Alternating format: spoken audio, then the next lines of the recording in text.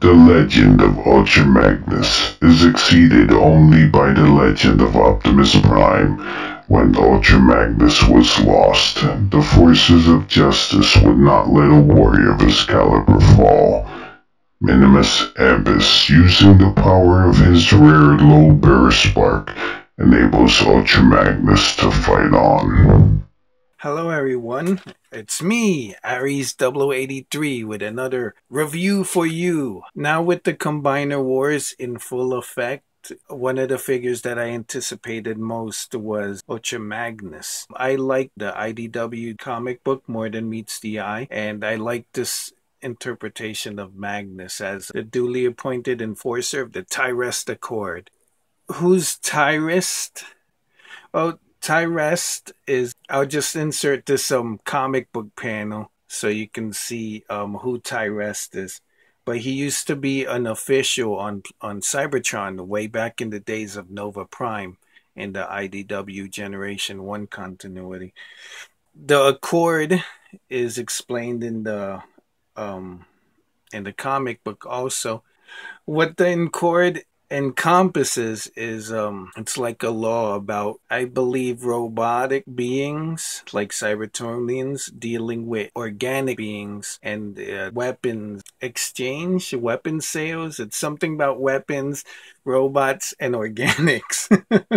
A lot of people, when they saw Minimus Ambus, they didn't know what he was or why he's with Ultra Magnus. And a lot of people were discouraged of the idea of Ultra Magnus being just a suit of armor. But the thing is, there was an Ultra Magnus way, way long ago, centuries ago. And he passed away. And Tyrest decided to keep him living, at least the idea of the eternal lawman. And he created this suit which has been passed down from robot to robot. Minimus Ambus is a load-bearing Autobot. He can take on various loads. And his true size is the size that he's in this toy. But he also has another version of himself that he's inside. And then he wears this armor. The toy represents the armor as being like a mecha, like a Gundam, where the pilot is inside the chest and pilots the robot from the outside. But in the comics, it's not like that. But for the toy, they were able to work in the gimmick, which is great. Because truly, do you believe that we were going to get Minimus Ambus any other way without him being part of Ultra Magnus? So I picked up Ultra Magnus from Hasbro Toy Shop for about $45. I did see him in Forbidden Planet in New York for about $55. Ultra Magnus comes with the following accessories. His transformation manual. It comes with this Ultra Magnus card with the same artwork that you see on the side, except it's smaller. What I do like about that picture of Minimus Ambus, it reminds me of G.I. Joe. Like the card backs would have a soldier running and yelling towards the screen like, "Yo, Joe!" He also comes with this gun and this other gun. But sadly, he can't hold the guns in his hands because his hands are kind of loose. The guns do combine to become his hammer. When you take off these missile pods and you attach them to these holes on the side. I like to put the missiles so that they're with the handle. And here it becomes a hammer. Order in the court. The duly appointed enforcer of the Tyrest Accord demands order in the court. You can fit the hammer in his hand like this. Do you see these rings here? You have to put one of the rings with this part of the armor of his lower arm. And there he holds the hammer pretty well. Order! I demand it. But when it comes to the guns, because the guns have no way of securing themselves in his hands,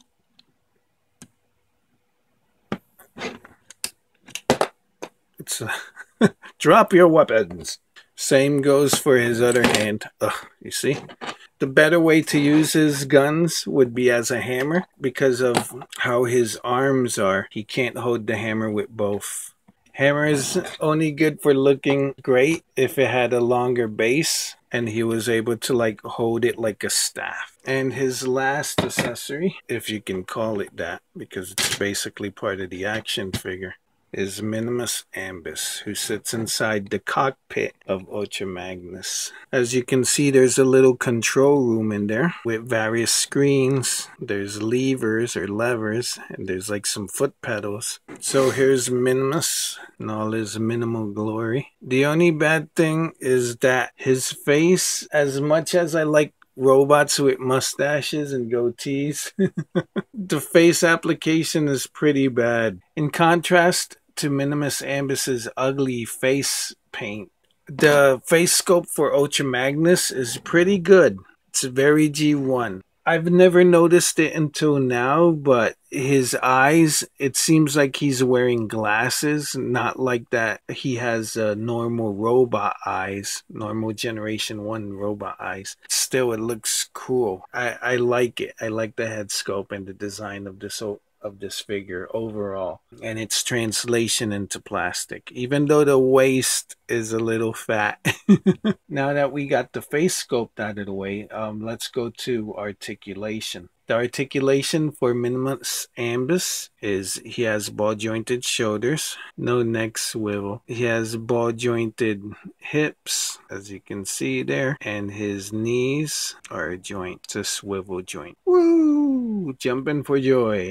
Ultra Magnus does have a good range of articulation. His neck, he can move his head left to right and up to down if you want to consider the fact that you're going to leave a big gap there. So just left to right, that's good enough. His shoulders move like that, forward and back and out. And there's a little panel here that opens in and out. There is no waist on this figure, which you can do a mod if you have an extra figure. If you have the $50 to buy an extra figure, you could just here where the waist meets the crotch, you cut it and then you drill and put a screw there, which basically would screw into here. One thing that I've never noticed from all the pictures is that there's a shoulder gap up here, as you can see. Looking at the figure from the front, you don't notice it, but as soon as you get him like at an angle where you could see from the top, you notice that. It's okay. It's not really distracting. He does have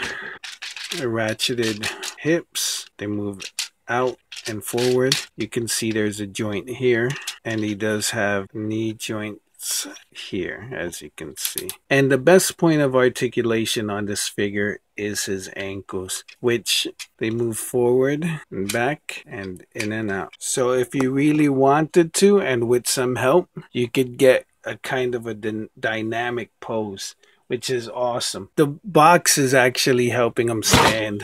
So, but I'm sure you could bring it up a little so that he doesn't need it. The angle was too exaggerated, so this is a kind of better angle.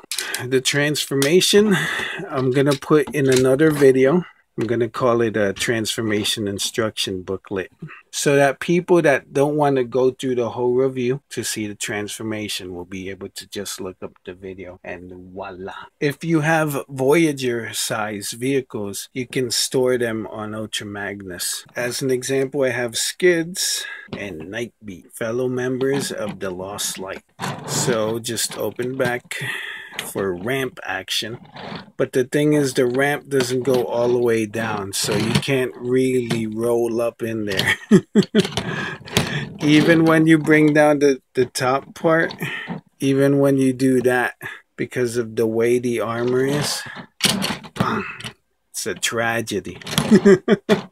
Anyway, you can fit a deluxe inside Ultra Magnus. And it's cool that there's like a stop here.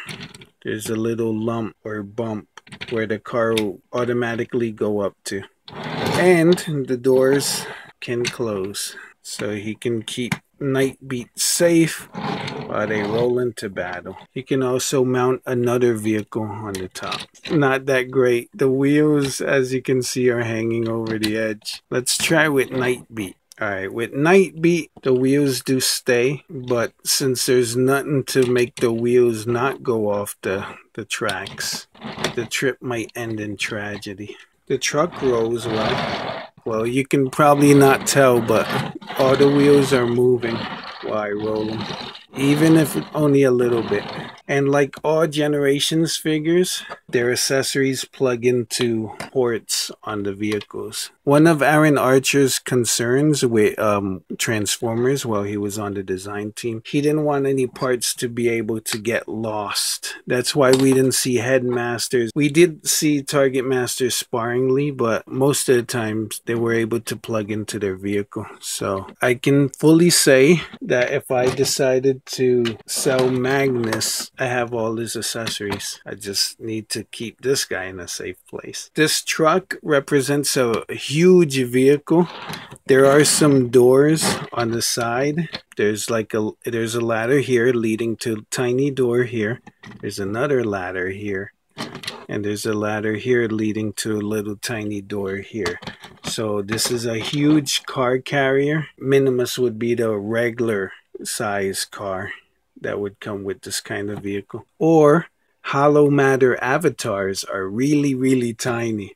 My recommendation for this toy, he's highly anticipated. The only letdowns is the gap he has in the neck when in robot mode and the fact that he can't hold his guns. The hammer is nice, but I like my Ultra Magnus to be blasting stuff like on the cover of an IDW comic. The price point is well worth it, the $50 as opposed to Megatron, the Seekers, or Jetfire. Finding him in Target will be tough because of the DCPI codes. Target uses one DCPI for a scale or a line. Like the Generations Rat Trap and Generations Dead End Combiner Wars, they use the same DCPI. So if you wanted to, you could return Rat Trap and pick up Breakdown. The DCPI for the Legends figure, the computer might tell you there's in stock, but you might be getting a whole bunch of Megatrons or maybe some Thundercrackers if that's what you're really looking for. I haven't seen Magnus in Target. I have seen Thundercracker. With the Cartwheel app,